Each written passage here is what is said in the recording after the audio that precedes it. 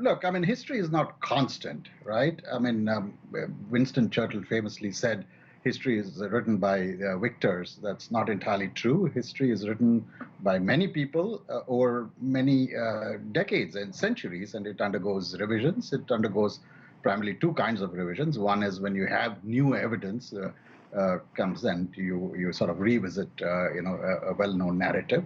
And sometimes it's also manufactured history. I mean, there are all countries. It's not special to India, whether it's India or China or United States.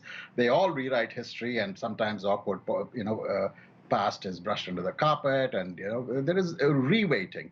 I entirely agree. I think that it's perfectly legitimate for any government to actually revisit history constantly, as long as it's not a grotesque distortion. I mean, and I look at many of these revisions not from the perspective of religion, but geography. For instance, I grew up in southern India, and my education was mostly in southern India. And I've always felt that the history of India is very heavily weighted towards northern India. I mean, for instance, the maritime history of southern India is very little known. There's not very much in Indian history textbooks. India traded with Southeast Asia, with China, going back to the Chola kings, and then India's maritime history with Eastern Africa, with East Africa, with the Gulf countries. I mean, we don't read a lot about it. That's one. And two, also Indian history did not begin with Mughal Empire. I mean, that's a 1,000 years, 1,100, 1,200 years. India's history is much older, 3,000, 4,000, 5,000 years. And not just that. I mean, I also don't look at it.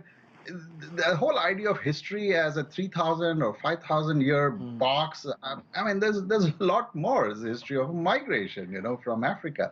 So yeah, I just feel that this whole thing is overblown. I think there will be revisions, and there'll be legitimate revisions. I mean, some of it is over the top. For instance, there's a lot of attempt to take mythology as history. I mean, that's crude and grotesque.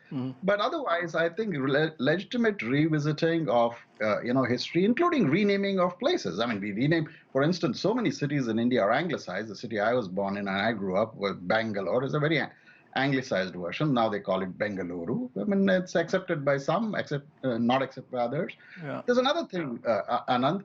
You really can't delete history in this modern age. You want to know about Chinese history or awkward phases of China or India or United States, just go Google. There's plenty of stuff out there.